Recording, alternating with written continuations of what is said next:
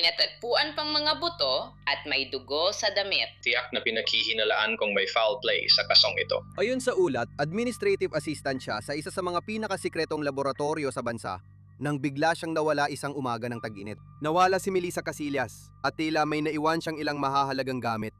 At baka may isa pa nga ritong pinakialaman. Matapos matagpuan ng kanyang mga labi, sinasabi ngayon ng kanyang pamilya na may natuklasan pa silang mas nakakagulat na ebidensya na nagbabago sa lahat. Tatalakayin ko ito kasama ang abogado ng pamilya at reporter na unang nagbalita, si Lauren Conlon. Pag-uusapan natin ito ngayon. Maligayang pagdating sa sidebar mula sa Law and Crime. Ako si Jesse Weber.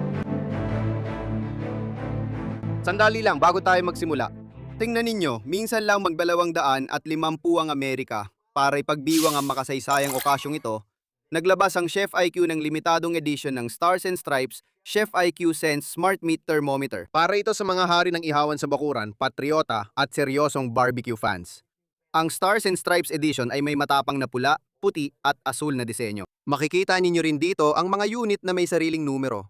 Kaya bawat isa ay natatanging bahagi ng minsan lang sa isang henerasyong selebrasyon. Ang IQ Sense hindi lang basta astig na collector's item. Sa ilalim ng disenyo, nandun pa rin ang pro-level performance at matalinong teknolohiya ng IQ Sense. Gamit ang wireless na probe na may Wi-Fi, pwede kang mag-monitor kahit saan. Mapapanood mo ang fireworks imbes na tutok sa grill. Pwede ito sa lahat ng protina, prime rib, pakpak ng manok, at isda. Gamitin ang aking code na sidebar para sa 40% diskwento sa lahat ng produkto sa chefic.com. Iyan ang chefic.com. Gamitin ang sidebar code para sa 40% diskwento. Matagal na naming sinusubaybayan ito. Melissa Casillas, ang administrative assistant mula sa Los Alamos National Laboratory, ay biglang naglaho na parang bula. Nang matagpuan ng kanyang mga labi noong nakaraang buwan, halos 1 taon matapos siyang mawala, inakala naming magkakaroon kami ng ilang kasagutan. Nagkaroon na naman ng panibagong kakaibang pangyayari ang kasong ito. Ngayon, iniulat na isang hiker ang nakatagpo sa mga labi ni Melissa noong Mayo. At mula noon, lahat kami ay naghihintay sa resulta mula sa medical examiner kung ano talagang nangyari sa kanya. Ano ang sanhi ng kanyang pagkamatay? Ano ang uri ng pagkamatay? Ano ang bagong nangyari? Bagong impormasyon ayon sa ulat ng LA Magazine. Ang pamilya Casillas ay kumuha ng sariling search team na bumalik sa liblib na lugar kung saan natagpuan ang kanyang labi. At ayon sa kanilang abogado, may natuklasan sila mga bagay na hindi pa nabanggit noon. Mga pira-pirasong papel, buhok, buto.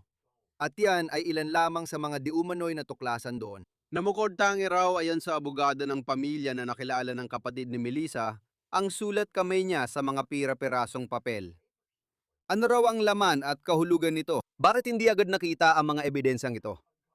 Marami tayong pag-uusapan. At kasama ko ang dalawang espesyal na panauhin sa episode na ito ng Sidebar. Kasama ko si Lauren Conlin ng Los Angeles Magazine. Matagal na niya sinusubaybayan ng kaso, nakausap ang pamilya at autoridad, at may mga source siya. Ibinahagi niya sa atin ang kanyang natuklasan. Pero isasama rin natin si David Adams. Siya ang abogadong kumakatawan sa pamilya, ang naging mahalaga sa pagbabalik ng search team sa kagubatan na iyon. Ngayon, tandaan na si Melissa Casillas, 53 taong gulang na asawa, ina at administrative assistant sa Los Alamos National Laboratory ay nawala noong Hunyo 2025. At ang mga pangyayaring nakapaligid sa kanyang pagkawala ay kakaiba na mula pa sa simula. Dahil ayon sa NBC News, ang kanyang asawa na si Mark na nagtatrabaho rin sa laboratorio ay sinabi sa mga investigador na inihatid siya ni Melissa sa trabaho nung araw na yon. At sinabi raw ni Melissa na pupunta siya sa ibang bahagi ng laboratorio para tapusin ang isang gawain. Iniulat na hindi na siya bumalik. Sa halip, iniulat na umuwi siya dahil nakalimutan niya ang kanyang badge. Nakita raw siya ng kanyang anak na babae noong umagang yon bandang 7:45 AM. Pumunta ang kanyang pamilya sa bahay. Natagpuan nila na nandun pa rin ang kanyang mga gamit. Kaya ang kanyang bag, mga susi, identification at cellphone ay naiwan din daw. At isa sa mga cellphone na yon ay na factory reset pa, tuluyan na bura ang lahat ng laman. Kaya ang tanong, sino ang nag-reset ng cellphone at bakit? Sa parehong hapon, Hunyo 26, 2025, may kakilala ng pamilya na nakakita kay Melissa na naglalakad pa silangan sa State Road 500 at 18 isang highway sa bundok sa ilagang silangan ng Taos. At iyon ang huling kumpirma dung pagkakita sa kanya. Ayon sa ulat, nakunan din daw ito sa security video ng isang lokal na negosyo. Ayon kay Sargento Ricardo Braceta, PIO ng Mexico State Police sa Dateline, ayon sa kanya, nakita siyang naglalakad pasilangan sa M5, daan at 18 at suot ang mga damit na huling naiulat niyang suot sa Taos Plaza. Mapusyaw na kulay na kamiseta, maong at mapusyaw na tennis shoes. Mahirap matukoy kung balisa siya. Isang taon na lumipas na walang balita o sagot. Patuloy ang paghahanap ng pamilya, may mga voluntaryo, at tumutulong ang mga pulis. Pero Melissa, hindi na siya nakita. Ayon sa pamilya, pakiramdam nila ay lumalaban sila sa isang salaysay na hindi nila sinasang-ayunan. Sa katunayan, ito ang sinabi ng pamangkin ni Melissa na si Jasmine Macmillan sa LA Magazine. Simula pa noon, hindi kami naniniwala na basta umalis si Melissa at iniwan ang anak niya. Hindi yun ang tunay niyang pagkatao dahil mahal na mahal niya ang kanyang anak. At naniniwala kami na ang ganung kwento ang maaaring naging dahilan kung bakit hindi nabigyan ng sapat na agarang aksyon ang imbestigasyon na nararapat dito. Noong Mayo 28 ng taong ito, isang hiker sa isang pambansang kagubatan ang nakakita ng mga labi ng tao 6 na milya mula sa bahay ni Melissa. Ayon sa New Mexico State Police, natagpuan ng mga labi sa Carson National Forest, malapit sa Taos. May natagpuan ding baril malapit sa labi, na ayon sa ulat ay buto na lang. Kinilala ng Office of the Medical Examiner ang mga labi bilang kay Melissa. Kinumpirma ng pamilya sa isang malungkot na post online na noong Sabado, Mayo 30 natanggap nila ang pinakamasaklap na balitang maaring marinig ng sinumang magulang. Pagkatapos ng 11 buwan ng paghahanap at pag-asa, natagpuan na ang aming mahal na si Melissa. Sa kasamaang palad, ang aming pinakakinatatakutang bangungot ay naging totoo. Nagdagdag rin sila ng isang talagang interesanteng detalye. Galing ito sa post noong Mayo, 30 na nagsabing may darating pang impormasyon. Ngunit natagpuan siya sa dati ng hinanap na lugar. Napakahirap nitong iproseso, mabigat ang aming mga puso at buo ang aming intensyon na ipagpatuloy ang paghahanap ng mga sagot para sa hustisya. Pag-isipan mo kung ano ang maaring ibig sabihin nun. Tama ba? Maaring hindi siya nakita ng mga unang search team, hindi nila napansin, hindi nila nakita kung ano ang nangyayari o kung ano ang nandoon, o baka naman wala pa siya doon nung hinahanap siya. Pero ano bang sinasabi ng pulis dito? Mahirap sabihin. Hindi sila masyadong nagsasalita. Bago ko ipaliwanag kung paano tayo napunta sa naiulat na natuklasang ebidensyang ito, tandaan mo yung baril na nakita malapit sa kanyang labi. Sabi ng LA Magazine, lumabas sa forensic CT scan ng bungo ni Melissa na walang natagpo ang bala sa kanyang ulo, kahit sa simula ng investigasyon. Si Lauren Conley ng LA Magazine, na sumusubaybay dito mula pa nung simula, ay nag-post sa X at ibinahagi ang palitan nila ng mensahe ng New Mexico State Police kung saan tila kinumpirma nila ito. Maaring may ibang pahiwatig ang eksena, pero dahil walang bala sa bungo, mukhang dapat talagang pag-aralan ng teorya na nagpakamatay si Melissa. Tama ba? At ngayon, may bagong ebidensya na tila natuklasan mismo ng pamilya. Ayon sa kanilang abogado, ang ebidensyang ito ay hindi pa raw na isusama sa investigasyon. Paano kaya ito maaaring magpalala ng sitwasyon at magdulot ng komplikasyon sa inaasahang autopsy result? Gusto ko na itong simulan ngayon at ipakilala ang isang taong hindi ako makapaniwalang unang beses palang magiging panauhin sa sidebar. Ako ang may pananagutan dito, pero ang kaibigan kong si Lauren Conlin. Podcaster, reporter, pop culture at true crime host at contributor ng LA Magazine. Lauren, salamat sa pagpunta. Masaya ako makita ka. Oo, ako rin. Hindi ko akalain na first time ko ito, pero sobrang excited ako. Oo, sinusubaybayan mo na ang kwentong ito mula pa sa simula. Gusto kong pag-usapan ng backstory at alam natin. Pero tingnan mo, lahat ay naghihintay sa impormasyong ito. Gusto kong simulan sa kung anong hinihintay marinig ng lahat.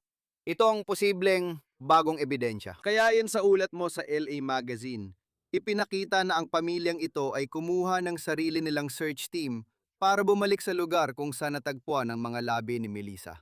Ano mismo ang natagpuan nila? Sa totoo lang, nakakabahala na hindi nakuha ng New Mexico State Police ang ebidensyang ito. Lalo na't may mga karagdagang buto na natagpuan, Jessie. Ibig kong sabihin, may mga aso rin sila doon. Sinabi sa akin ng isang miyembro ng pamilya at inaamoy nila ang mga buto na parang mga labi ng tao. Kaya ayon, may mga damit din. Itetest nila ang mga damit dahil may dugura. Sa totoo lang, parang hindi ko naman nailagay yon sa kwento ko. Sa tingin ko, bago itong impormasyon dito kasi nakausap ko ang isang miyembro ng pamilya pagkatapos. At oo, may dugo sa mga damit. At saka, may mga piraso ng papel na pinunit malapit doon. At ang kapatid ni Melissa, kinukumpara nila ang sulat kamay doon sa ilang sulat ni Melissa sa bahay. Sa tingin ko, nabanggit ng pamangkin niya na si Melissa ay nagsulat sa kanya ng cards. Sabi nila, sulat kamay daw ni Melissa iyon. Kaya naman, ang search team ay talagang professional. Maayos nilang binalot ang ebidensya at ibinigay sa abogado na siya namang nag-abot nito sa New Mexico State Police. Kaya ayon sulat, or dapat kong sabihin, na yon ay isinama na ng pulisya ang ebidensyang ito sa kanilang investigasyon, kasama ang OMI, para matukoy ang sanhi at paraan ng pagkamatay. Dahil alam naman nating dalawa na dapat talaga itong isama. May tanong ako. Gusto ko lang balikan muna ito ng kaunti. Yung mga papel, alam ba natin kung ano ang mga iyon? O kung ano ang nakasulat doon? Ulat ba yon? O note lang? May alam ba tayo tungkol sa mga papel na yon? Hindi, pinunit at tinastas sila at Jessie, marami na akong naitanong dito. Nag-follow up ako sa law firm ng pamilya ni Cassius o sa law firm na ginagamit nila. Sa tingin ko, Parnell at Adams ito. At hinihintay ko pa ang sagot nila dahil gusto kong malaman kung gaano kalapit ito sa puno at sa coordinates kung saan siya natagpuan. Pinag-uusapan ba natin ay mga yarda, talampakan? Ano ba talaga ang pinag-uusapan natin? Ibig kong sabihin, alam mo yon, gusto kong malaman kung nakakalat ba ang mga damit? Marami talaga akong tanong kung paano to lahat natagpuan. Siyempre, gusto kong makita ang dugo sa mga damit. Gusto kong ibigay ito kay Joe Scott Morgan para makatulong sa pag-determine ng pattern. Pero wala pa akong naririnig na sagot. May ideya ka ba kung paano hindi nahanap ng mga pulis ang mga bagay na ito? O baka ibig kong sabihin, naiisip ko ang ilang mga posibleng senaryo. Isa, baka hindi nila napansin. Dalawa, baka iniisip nilang di mahalaga. Tatlo, nandun ba ito pagkatapos matagpuan si Melissa? Ibig kong sabihin, may ideya ka ba kung bakit na yun lang ito natuklasan? O posibleng natuklasan na yon? Oh, Jessie, pareho rin ang mga tanong namin dito. Kaya kinausap ko ang New Mexico State Police noong Lunes. At alam mo, bago ito, talagang humanga ako sa bilis ng kanilang tugon. Mabilis sila. Nakikipag-ugnayan sila sa akin. Sabi nila, nakausap ko si PIO at sinabi niyang kukunin niya lahat ng sagot para sa akin. At ito ay mga 1 linggo na ang nakalipas ng una kong iulat na walang mga bala sa kanyang bungo. Nakita ko ang lahat ng impormasyon at naisip ko, kailangan kong alamin kung bakit nila ito hindi napansin. Nalilito talaga ako. Kasi paano nila agad naisip na ito ay pagpapakamatay kung wala na mga tagpuang bala sa kanyang ulo ay ang sa ulat? Wali ba na lang kung may natagpuang bala sa sahig? Nalilito talaga ako. Kasi hindi pa natin alam ang totoong sanhi ng pagkamatay, di ba? Hindi pa natin alam. Tama ka talaga dyan. At tandaan mo, natagpuan nila ang mga labi ni Melissa noong ika-28. Kinumpirma nilang siya yon noong ika-30 gamit ang dental records. Nung ika-1 lang nila unang nascan ang bungo at nalaman na walang bala. May kakaibang nangyayari. Nakausap ko rin ang empleyado sa Los Alamos tungkol kay Melissa na nakalimutan ang badge kaya bumalik at umuwi. Sabi ng empleyadong ito, nakalimutan ko na rin ang badge ko ng ilang beses noon.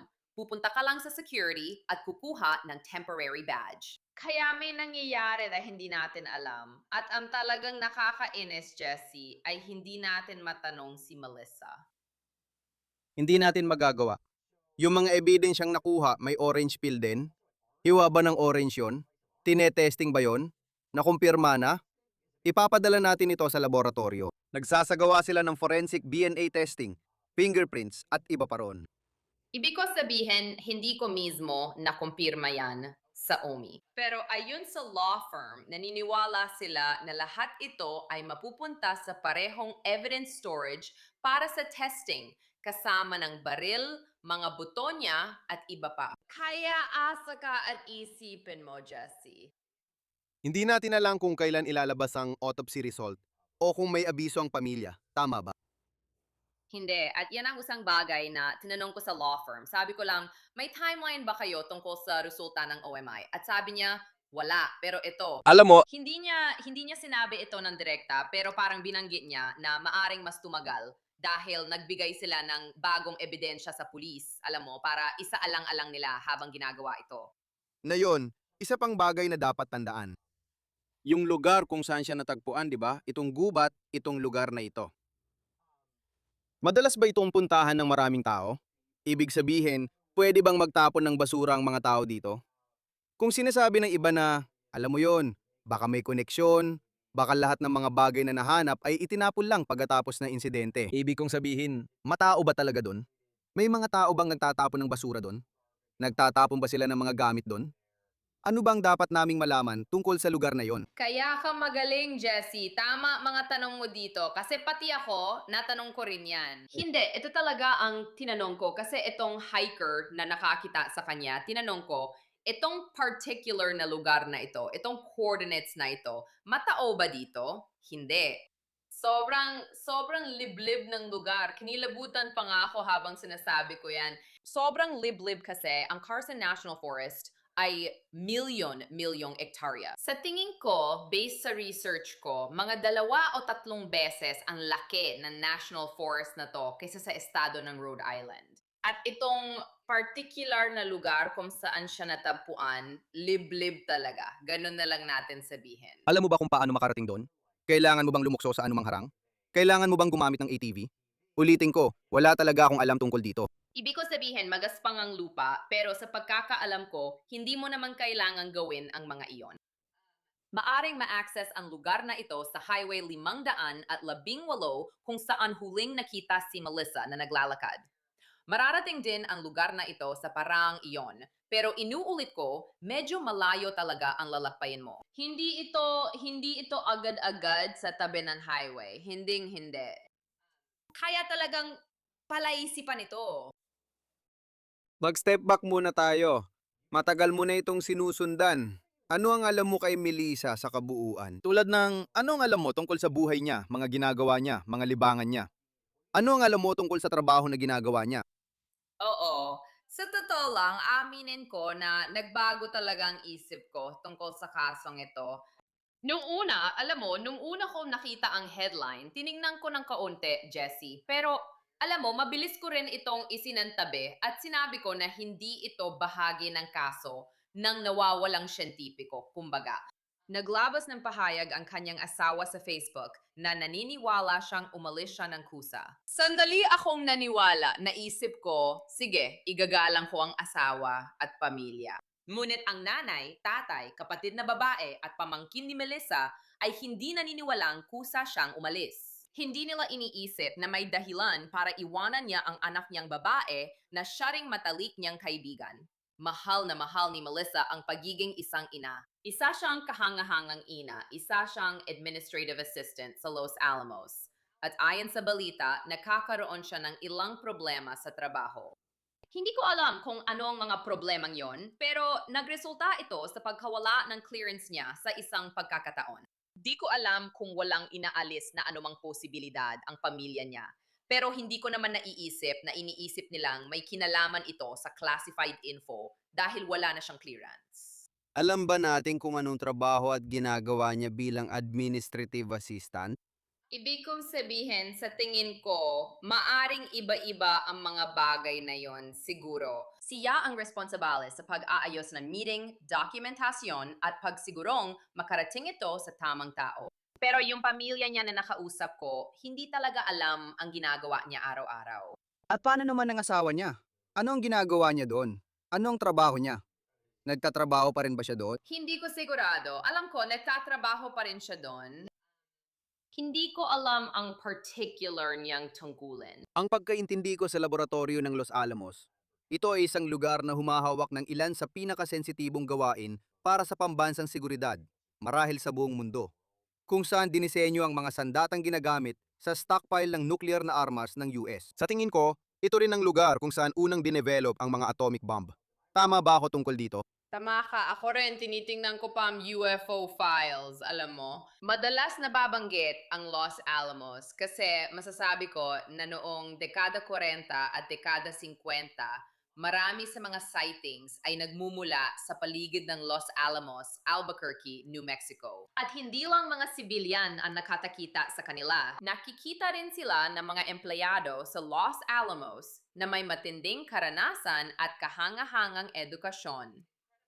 Nagtatrabaho sila sa Air Force at Department of Defense. Kaya masasabi ko na oo, ito ay isang kilalang-kilala at respetadong lugar na nagtatago ng maraming lihim ng gobyerno.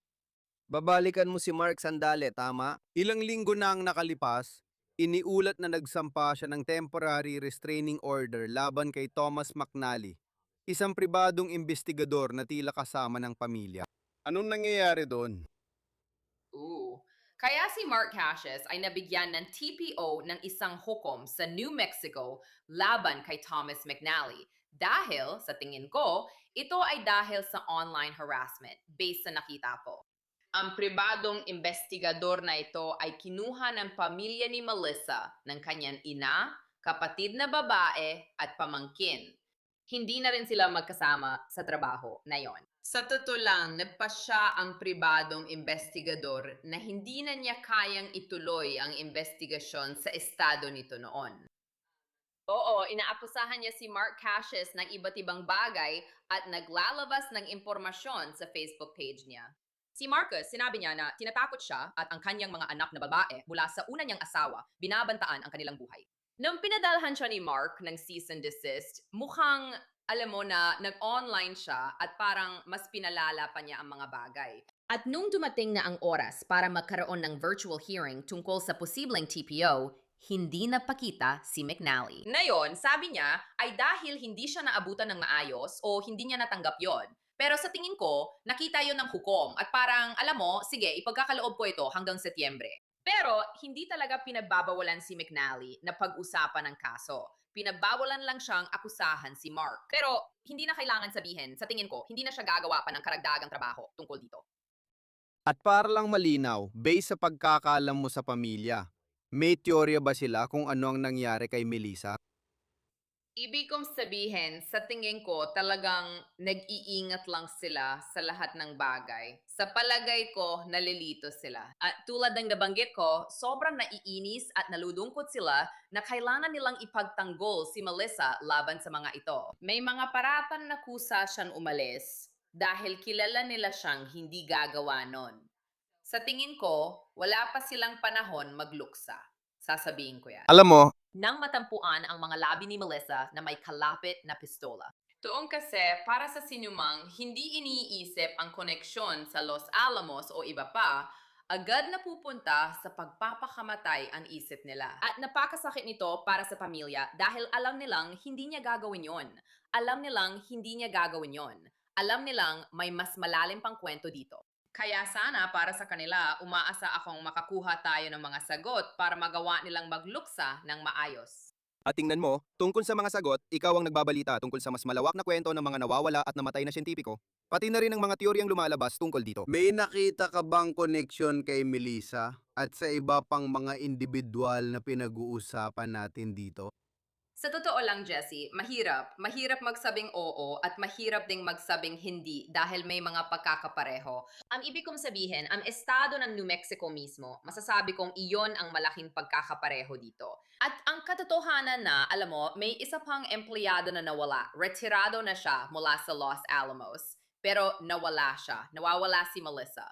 General Neil McCaslin. May connection siya sa Department of Defense dahil doon siya nagtrabaho. Nawala siya sa New Mexico. Pwede ko pa itong ipagpatuloy. Nahihirapan lang talaga ako dito kasi nakatanggap ako ng impormasyon mula sa New Mexico State Police noong nakaraang linggo at ito ay tungkol kay McCaslin. Narinig ko ito noong Biyernes. Sinabi nila sa akin, wala pang ebidensya ngayon na nag-uugnay kay General McCaslin sa iba pang nawawalang siyentipiko. At sabi ko, parang sigurado kayo dyan. Nakausap niyo na ba ang ibang ahensya? Ano na talagang nangyayari? Tinanong ko talaga, nakausap niyo na ba ang mga ahensya sa Los Angeles, Los Alamos? Sagot nila, oo, nakausap na namin ang ibang ahensya. Sa mayon, di namin nakikitang koneksyon. Hindi ko alam na yon, pero ayaw talaga nilang pag-usapan. Ayon sa New Mexico State Police, hinihintay nila ang desisyon ng Office of the Medical Investigators ukol sa sanhi at paraan ng pagkamatay bago maglabas ng konklusyon tungkol kay Melissa. Patuloy pa rin ang investigasyon na ito. Patuloy sinusundan ng New Mexico State Police ang mga lead at sinusuri ang katotohanan at ebidensya sa kaso. Nakipag-ugnayan kami sa pulisya para sa pahayag at naghihintay pa ng sagot habang nagre-record. Hindi ka ba nagulat sa sagot, Lauren? Ibig kong sabihin, hindi, sobrang safe at diplomatiko ng sagot na yon. Oo, yun talaga ang sagot na dapat ibigay sa tingin ko kapag wala pa tayong mga sagot. Pero ako, naniniwala ako, habang sinisimulan kong basahin ang police report na ito, naniniwala ako na sana nagkaroon ng kaunting mas agarang aksyon sa simula. Kung ang mga miyembro ng pamilya, lalo na ang asawa ni Melissa, ay nagbigay sana ng mas malaking diin sa paghahanap sa asawa niya. Nawawala siya, hindi basta umalis. Sa tingin ko, alam mo yon, at kahit iniisip mo yon, ayos lang, may mga dahilan ka naman. Kung ako ang pulis, gusto ko pang mag-imbestiga ng mas malalim. Gusto kong malaman kung bakit at tingnan ang bawat aspeto ng kaso. Susuriin ko lahat. Oh, medyo nalilito rin ako tungkol doon. Ikaw ang mangguna dito. Gusto kong subaybayan ng lahat si Loren dito. Magaling siyang magulat sa bawat istoryang tinatalakay niya. Pati na si David. Sa tingin ko, di pa natin siya nakakausap tungkol kay David. Pero gagawin natin yan.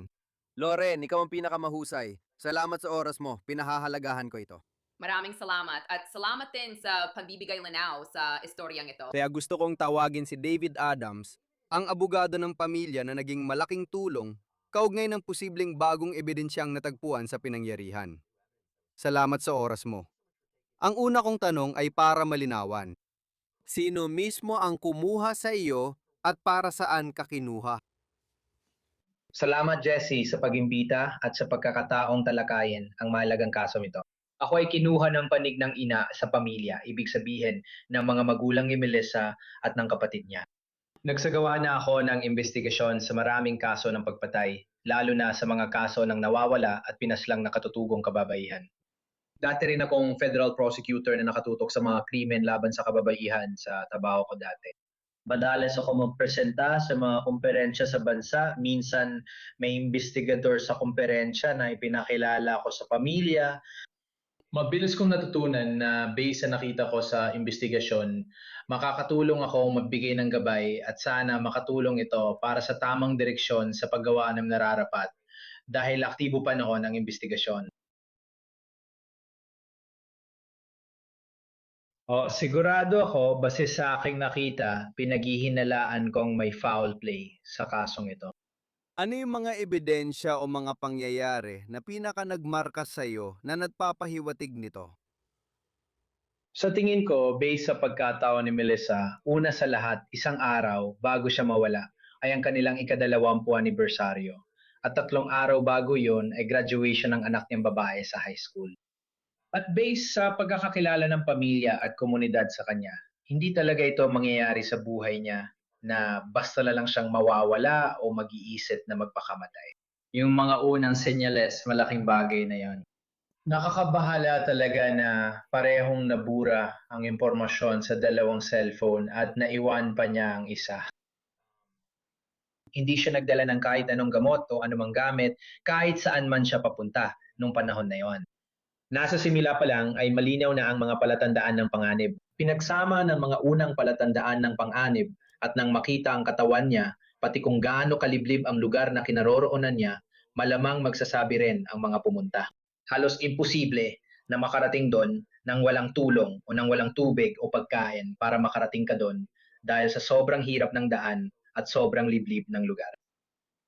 At saka yung lugar na yon ay napunta pa sa federal na lupa, alam mo yon, kakaiba rin talaga yon. May ebidensya bang nagpapakitang doon dinala ang katawan niya?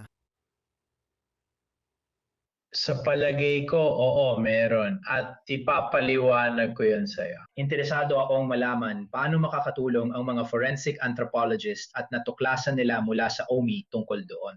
Pero ang katotohanan lang na meron, may natagpo ang papel sa paligid niya na punit, ginutay o ginupit. Ano man ang nangyari. At para manatiling malinaw yon, kahit 11 buwan na mula nang siya ay nawala. Dahil sa dami ng ulan at niyebe sa lugar na yon, parang imposibleng manatiling malinaw ang sulat sa papel pagkatapos ng ganoong katagal. At kasabay niyan, yung pagkakatuklas ng lahat ng karagdagan ebidensya na nahanap 1 linggo matapos isara ang crime scene at matapos ang masusing paggalugog sa lugar na yon. Kaya lahat ng iyon, alam mo, bawat maliit na pahiwatig na makikita mo sa isang crime scene ay sobrang mahalaga at maaring maging susi na ebidensya sa kalaunan na magtuturo kung sino ang maaaring nandoon. Kaya napakahalaga talaga na maipasuri yun ng mga forensic experts. At para malinaw, dahil nakausap ko rin si Lauren Conlon tungkol dito, ang material na yon ay nakalap ng, at itama mo ako kung mali ako, ito ba ay ng isang team na inupahan mo? Isang external na investigative team. Nakolekta at ipinadala ba ito sa'yo? Tapos ibinigay mo sa autoridad para suriin? Ang nangyari ay kinontak ng mga otoridad ang pamilya matapos matagpuan si Melissa at ibinigay ang coordinates kung saan siya natagpuan at sinabi na bukas na at release na ang crime scene at wala nang kailangan gawin pa. Kaya ang pamilya at Four Corners Search and Rescue Team pumunta sa lugar kung saan siya huling naroon kahit di inaasahang may makikita pa. Sa palagay ko, lahat ay nagulat nang makita nila ang mga bagay, pati na ang mga buto. Siyempre, isang aso ang nagbigay ng senyales na maaring mga buto ng tao yon. Alam mo, base sa training ng aso pero antropologo pa rin ang magpapasya. At yung papel mismo, may ilang bagay na nakita naming posibleng biological na material, dugo sa lupa. Yung damit niya, alam mo, parang punit-punit din. May ilang bahagi ng damit na mukhang may posibleng bakas din ng dugo. May sintas ng sapatos sa taas. May balot din dun sa taas. Kaya bawat bagay na pwedeng gamitin para sa DNA analysis at maiugnay sa isang tao o bagay, sa tingin ko sobrang mahalaga sa mga kasong ganito, lalo na kung wala namang ibang ebidensya. May balat ba ng dalandan? O dalandan mismo? O parang ganun? Oo, may balat ng dalandan na malinaw na naging unang palatandaang may mali. At nalaman din namin kalaunan na sinabi ng mga pulis na galing yon sa isa sa mga miyembro ng kanilang team. Bilang dating taga-usig na nakapag-review ng maraming crime scene, ayaw kong magkaroon ng kahit anong kontaminasyon sa crime scene, lalo na kung may naiiwan malapit doon.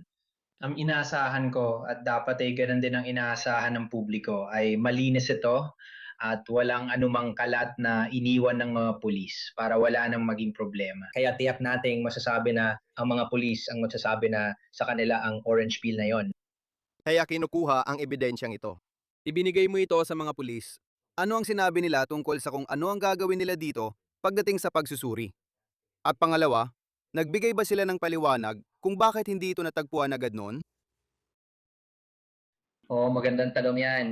Sa simula, ang sagot ng mga pulis ay, wow, nakakagulat ito dahil akala namin nakuha na namin ang 75% ng mga labi ni Didi Melissa. Kaya nakakagulat na may nakita pa ron dahil alam ko, hindi bababa sa 7 pulis ang nagsiyasat sa lugar ng krimen na ito. Sa tingin ko, mapapatunayan nila ito. Sobrang pagod at lupaypay sila pagdating dahil sa hirap ng daan. Pero talagang nakakabahala na medyo walang gaanong pakialam sa lahat ng gamit na nakita ron. Parang hindi ito ganun kahalaga para sa kanila. Kaya alam mo, sa pagkaintindi ko, dapat din itong proseso ng pagsusuri. Ang ilan sa mga natuklasan ay ibibigay sa opisina ng medical na investigador. May ilang natuklasan na mananatili sa mga pulis para sa dagdag na pagsusuri, ngunit karamihan ay napunta sa OMI. Nakipag-ugnayan ako sa abogado ng OMI para masigurong malinaw na ito ay natagpuan at kukunin nila bilang ebidensya. Nangyari nga yun. Dumating sila, kinuha ang lahat ng ebidensya at kinuha na ng larawan sa opisina. Nagbigay ba sila ng oras kung kailan kayo makakatanggap ng sagot? Kung kailan makakatanggap ng sagot ang pamilya? Tungkol man ito sa resulta ng pagsusuri o maging sa autopsy? Hindi, sa kasamaang palad, wala kaming idea kung kailan. Based sa karanasan, dapat makakita na tayo ng paunang ulat at natuklasan mula sa OMI at mga otoridad sa loob ng susunod na 30 araw. Kausapin mo ako tungkol sa ulat. Gumawa sila ng paunang CT scan at wala silang natagpuang projectile sa bumo ni Melissa. Nalilito ako kung paano. Pwede pala yon. At pangalawa, paano nila? Parang nagkaroon agad ng agarang pag-unawa o agarang konklusyon na baka may ginawa siya sa sarili niya. Nalilito ako kung paano pwedeng sabay na totoo ang dalawang bagay. Paano malalaman ng mga otoridad kung siya mismo ang gumawa nito sa sarili niya, kung tama ang intindi ko? At pangalawa, paano posible na walang natagpuang projectile o bala sa kanyang bungo base sa paunang pagsusuri sa puntong ito? Oh, magandang tanong yan, Jesse. Sa tingin ko, ang unang bagay dito ay talagang may kakulangan ng malasakit sa kung paano isinagawa ang investigasyon. Sa tingin ko, makikita ito sa buong investigasyon. Nabanggit mo rin ang baril. Alam mo, iniisip ko na ang pagsusuri, ang forensic analysis ng baril na yon ay dapat magbigay rin ng palatandaan kung matagal na ba talaga itong nasa labas. Dahil magkakaroon ng mga palatandaan ng pagkasira, posibleng kalawang sa baril kung matagal na itong naiwan sa labas sa ganoong mga kondisyon. Yung hapa-hapa na maharing ito ay pagpapakamatay. Sa tingin ko, ay karaniwang iniisip ng karamihan kapag wala pang masyadong nagagawa para matukoy kung may nangyaring foul play o wala. Kaya hindi ko irerekomenda na agad isipin na pagpapakamatay ang dahilan kapag may natagpuang katawan na walang saksi. Hindi na ako masyado nagtataka tungkol sa CT scan, pero sa ngayon ay haka-haka ko lang ito dahil hindi ko pa nakikita ang ulat na yon. Hindi ko masabi sigurado kung iyon niya, pero malinaw na may resulta na nagsasabing walang tama ng bala sa ulo. Para sa akin, ibig sabihin nito ay may iba pang sani ng pagkamatay na pwedeng lumabas sa OMI findings. Ikaw ba o ang pamilya ay may teorya kung sino ang posibleng responsabale? Hindi mo kailangang magbanggit ng pangalan. Pero may teorya ka ba kung sino ang posibleng dapat imbestigahan? Kung sino ang maaaring gumawa nito? O kung may mga kaaway siya? Ibig kong sabihin, muli, kung tatanggapin natin na ito ay isang pagpatay. Sa isip ko, karaniwan may checklist para sa mga ganitong kaso. At dapat mong suriin ang checklist na yon ng mabuti para masiguradong natutukan mo ang bawat posibleng detalye o ebidensya maaaring makatulong sa pagresolba ng investigasyon. At based sa mga impormasyong nakita at narinig ko, siguradong may mga taong sangkot na kakausapin ko at susubukang kunan ng sagot. Para ipaliwanag ang ilang mungkahi ng tumawag at blind item lang yon. Ang pag-asa namin syempre ay makausap ng mga otoridad ang mga taong yon para magkaroon tayo ng malinaw na pag-unawa kung tama ba o hindi ang impormasyong may bibigay nila. May iba ka ba bang alam sa trabaho niya? Di ako sigurado ano talaga ang na-access niya. Kahit ganoon, dahil nagtatrabaho siya sa lugar na naging sentro ng pambansang atensyon nun, siguradong gusto mo itong bigyang pansin. At sa totoo lang, dahil sa katotohanan natagpuan siya sa lupang pag-aari ng gobyerno at may ganong trabaho, alam mo, inaasahan at inaakala ko na sana ay nakibahagi ang FBI kahit papaano sa simula ng investigasyon. At sa pagkakaalam ko, hindi sila kasama nang puntahan ang lugar kung saan siya natagpuan. At wala rin silang masyadong ginagawa sa kasong ito. Sana naging mas kasali sila dahil sa mga nabanggit na dahilan. Bago kita bitawan, kamusta ang pamilya? Sa tingin ko, nagsisimula pa lang sila ng panibagong yugto ng pagdadalamhati ngayon na natagpuan na siya. Nawala na ang huling pag-asa nila na baka buhay pa siya at makakauwi pa balang araw. Ngayon, sa tingin ko, napalitan na ng paghahanap ng pananagutan at hustisya ang pagdadalamhati dahil naniniwala silang may mga kahila-hinalang bagay sa kasong ito. Sabik silang naghihintay ng anumang resulta pagdating sa forensic ng kasong ito para talaga silang makapagsimulang maghilom, lalo na kung may taong sangkot at kung ito ay isang pagpatay na mapanagot ang taong yon sa hustisya. At sa tingin ko, yun talaga ang magbubukas ng pinto para sa kanila upang simula ng proseso ng paghilom. Kung hindi, ito ay naging isang napakamatinding emosyonal na pagsubok para sa pamilya. Siyempre, may intindihan naman. Iba talaga mawala ng isang kapamilya. Lalo na ngayon na nakatutok dito ang buong mundo. Pakinggan mo, maraming salamat sa pagpunta rito, sa pagpapaliwanag ng kaunti pa tungkol sa mga pangyayari. Kung ano ang dapat naming asahan sa susunod at ipinapaabot ko ang aking taos-pusong pakikiramay sa pamilya sa napakahirap na panahong ito. Pero David Adams, maraming salamat talaga. Salamat Jesse, talagang pinahahalagahan namin ang atensyon na ibinibigay ninyo rito. Sana makatulong ito sa mga miyembro ng maliit na komunidad na lumapit at magbigay ng impormasyon kung meron sila. Kaya't lubos kaming nagpapasalamat sa inyong lahat. Iyan lang muna mula sa Sidebar mga kaibigan. Salamat sa pagsama.